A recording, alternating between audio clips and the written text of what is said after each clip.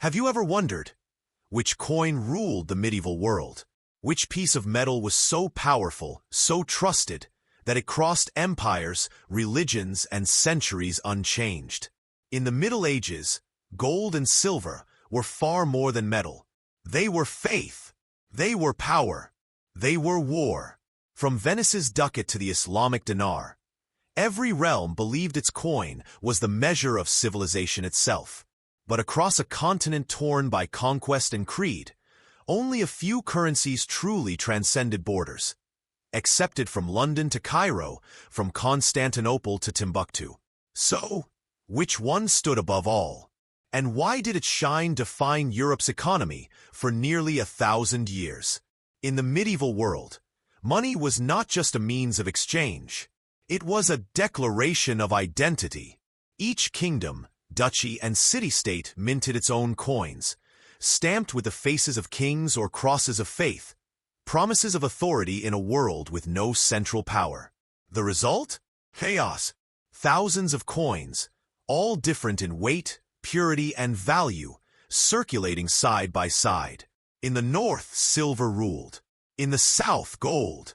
But here's the truth. The real value of a coin wasn't in its weight. It was in the belief behind it. A merchant from Genoa didn't trust a coin for its design. He trusted it because of the empire that stood behind it. A solid reputation could make gold flow across deserts and seas, even between enemies. Trade routes became the veins of a living economy. Caravans carried coins through scorching deserts. Galleys transported gold across stormy waters. Markets from Bruges to Alexandria became crossroads where faith, war, and business all met. Every coin was a silent promise, proof that even in a divided world, trust could still unite mankind. Out of this chaos emerged a few extraordinary currencies. Coins so pure and consistent that they defied borders, languages, and even time itself. These were not just pieces of gold. They were the backbone of civilization. The first great survivor was the Byzantine Solidus, also called the nomisma. Born under Emperor Constantine in the 4th century, it was struck from nearly pure gold, 24 carats. And it stayed that way for over 700 years. Think about that. While other kingdoms diluted their money to fund wars, Constantinople refused to compromise. The solidus didn't just represent wealth, it represented order. On one side, the image of the emperor. On the other, the figure of Christ, a coin that merged heaven and earth, faith and empire, into a single divine symbol of trust. To hold it was to hold a fragment of Roman authority that refused to die. From the Black Sea to North Africa, it passed through the hands of merchants, tax collectors, and even Viking raiders. It was gold that glowed with both divine promise and political power. For centuries, the solidus was the heartbeat of Mediterranean trade. When the West collapsed into feudal darkness, the solidus shone as the last ember of Rome's civilization. It wasn't just currency. It was Rome itself, reborn in metal. Then came a challenger, one born not in Europe, but in the deserts of Arabia, the Islamic dinar. When it first appeared in the late 7th century, it changed everything. Gone were the faces of rulers. In their place, sacred verses of the Quran, etched in gold. There is no God but Allah, a statement of faith turned into global currency. Each coin weighed 4.25 grams of near-pure gold, a standard that remained steady for centuries. In a world riddled with fraud and debasement, this consistency made the dinar holy not just in faith, but in finance. It became the lifeblood of the Islamic Golden Age, circulating through Damascus, Cairo, Baghdad, and beyond, carried by caravans through the Sahara, loaded on ships across the Indian Ocean, traded for spices in Zanzibar and silks in India. Wherever it went, it brought more than gold. It carried culture. It carried knowledge. It carried connection. To hold a dinar was to touch a piece of divine order, a balance between belief and enterprise. Gold that prayed as much as it profited. But the Christian world had an answer, and it came glittering from the lagoons of Venice. In 1284, the Republic of Venice struck a coin that would redefine the meaning of stability. The ducat. Almost pure gold, beautifully balanced, backed by one of the most disciplined governments in Europe. On one side, the Doge kneeling before Street Mark. On the other, Christ surrounded by stars. But beyond the artistry was something rarer. Trust. Venice understood what others didn't. Stability was power. While kingdoms debased their coins to pay for endless wars, Venice kept its gold untarnished. The ducat became a contract of honor, a golden promise that Venice would never cheat you. And the world believed it. From Genoese bankers to Ottoman merchants, everyone accepted the ducat without question. Its reliability was legendary. Its purity, sacred. Before long, the ducat wasn't just Venice's currency, it was the world's. A universal language of trade that flowed through empires like blood through veins. But Venice would soon meet its greatest rival, a city of bankers, artists, and revolutionaries. Florence, its answer to the ducat, wasn't an army. It was a coin. The florin, first minted in 1252, it contained 3.5 grams of nearly pure gold.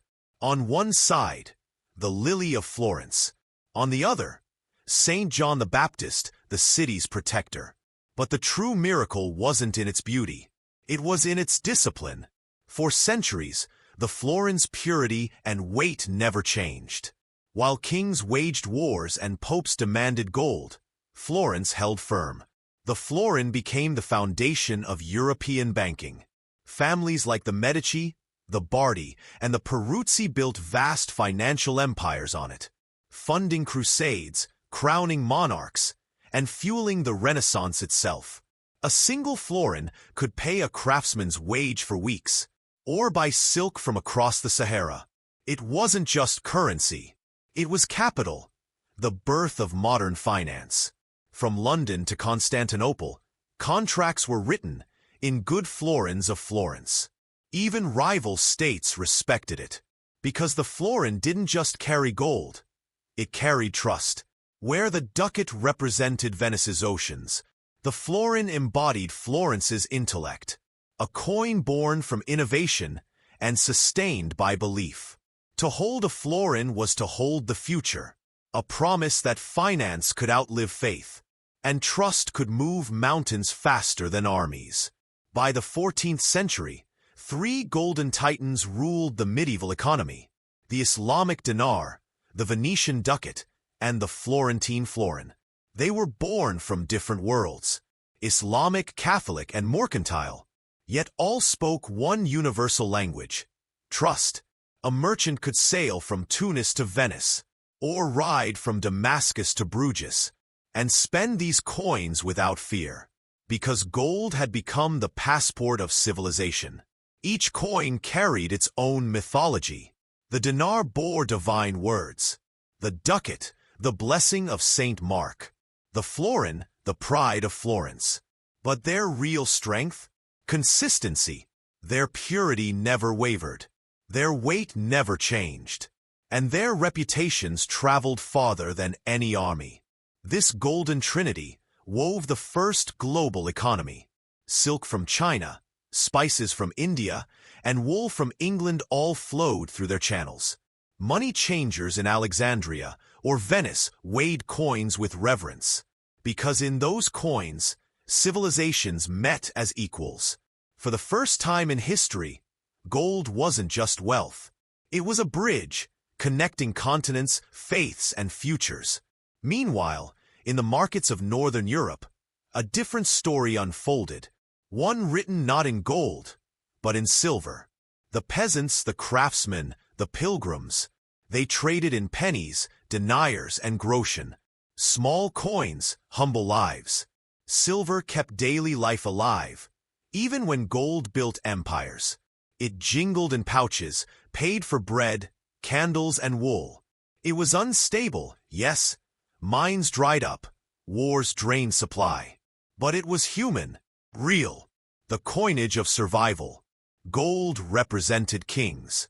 Silver represented people. And together, they built the foundations of modern capitalism. Not in palaces, but in candlelit markets. In the hands of those who counted pennies to live another day. Then came war, the great alchemist of the Middle Ages. It could turn gold into dust, or dust into gold. The Crusades changed everything. As Christian knights marched east, they encountered the dinar's brilliance and the discipline of Islamic finance. Europe learned that faith alone couldn't sustain wealth.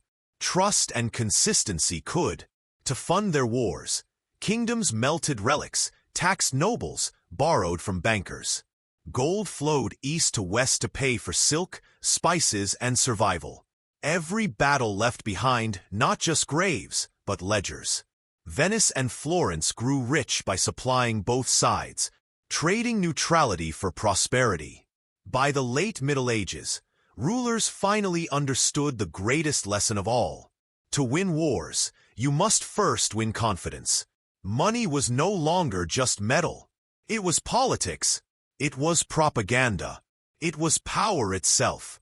And among all currencies that glittered across the medieval world, one endured longer, traveled farther, and inspired more trust than any other. The Venetian Ducat. From its first minting in 1284 to the fall of Venice in the 18th century, the ducat remained astonishingly unchanged. In weight, purity, and prestige, no other coin survived 5 centuries of plague, war, and revolution with its integrity intact. It became the gold standard long before the term existed. Venice's secret? Discipline. Its mint was sacred. No corruption. No shortcuts. No compromise. Each ducat was a contract, a promise that Venice's honor was as pure as its gold. From kings to merchants, everyone trusted it. The ducat crossed religions, languages, and empires, accepted by Christians, Muslims, and Jews alike. By the Renaissance, it was no longer just a coin. It was civilization's heartbeat, the sound of humanity learning that faith, order, and trust could outlast empires. In the end, the story of medieval money is the story of belief itself.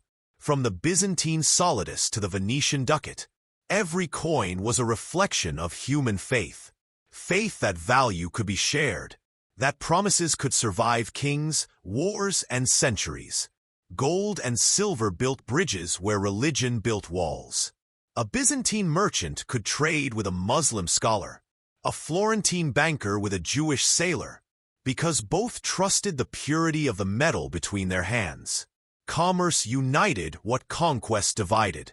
And even today, our dollars, euros, and yen still echo that ancient truth. Their worth isn't in paper or pixels, but in trust. The medieval world discovered that lesson first. The coins may have tarnished, but the faith they carried still circulates, silently, endlessly, in every exchange we make. It wasn't gold that made civilization endure. It was belief.